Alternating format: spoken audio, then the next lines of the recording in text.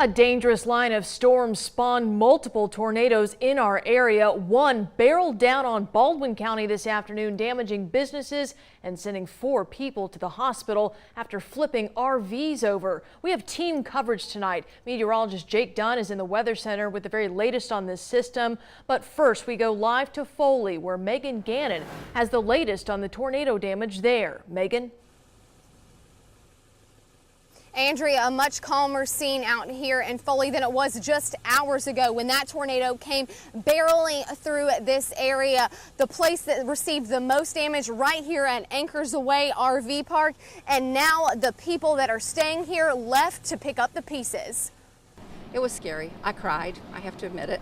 It was scary. This is the reaction after an EF0 tornado came barreling through Foley this afternoon, causing damage and injuries at Anchors Away RV Park. So as we got here, we did find several, 5 in particular RVs that were overturned. At that time, we had at least 2 of those RVs with people entrapped that were somewhat mobile but hadn't been able to get their way out. So we immediately tried to prioritize which ones were the most significantly injured.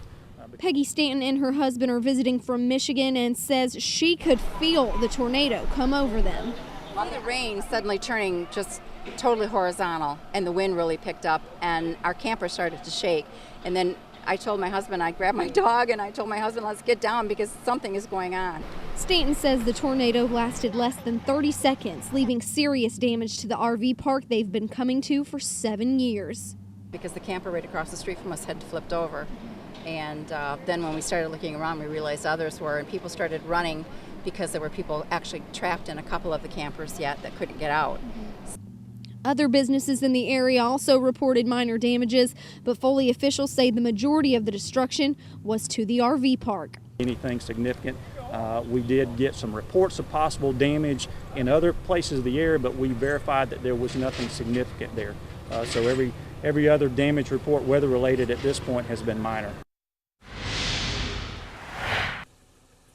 And we spoke to the manager here at the RV park just moments ago. He says about 80% of the park has power. He says they did have to move some different RVs that were at certain areas that didn't have power. But again, 80% of the tenants here do have power at the RV park. He also says he's very grateful to all of the law enforcement, all the first responders that came out very quickly to help them with this situation. Again, 4 people were injured and taken to area hospitals for treatment. We're told they're non-life-threatening injuries that they sustained from that tornado that came through.